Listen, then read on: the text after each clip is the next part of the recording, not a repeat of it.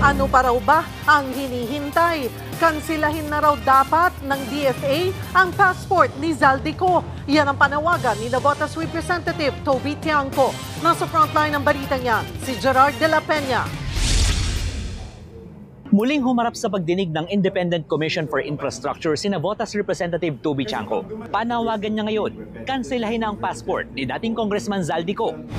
DFA, bawiin nyo na si...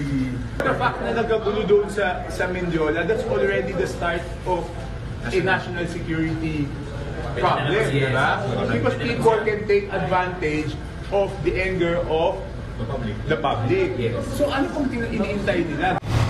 Base sa huling impormasyon, nasa Europe si Ko. Iniuugnay siya sa anomalya sa flood control projects at sa mga pagsingit ng pondo sa 2025 national budget.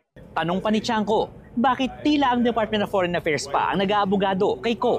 Sa ilalim ng Section 4 ng RA 11983, maaaring kansilahin ng DFA ang passport ng isang tao kung nakakaapekto ito sa national security. Giit ni Tiangco, pasok sa national security ang galit ng publiko.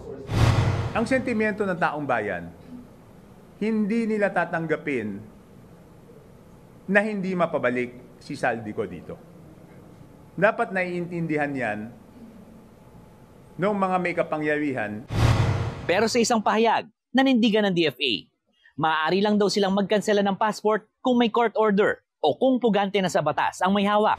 Samantala, patuloy na hindi sumisipot si Zaldico sa pagdinig ng ICI at maaaring humantong sa arrest warrant kung magpapatuloy ang kanyang pagbaliwala sa investigasyon. Nagbabalita mula sa Frontline, Gerard de la Peña, News 5. Mga kapatid, Cheryl Hosing po. Maging maalam at may pakialam sa mga napapanahong issue at headlines. Mag-follow at mag-subscribe na sa social media pages ng News 5.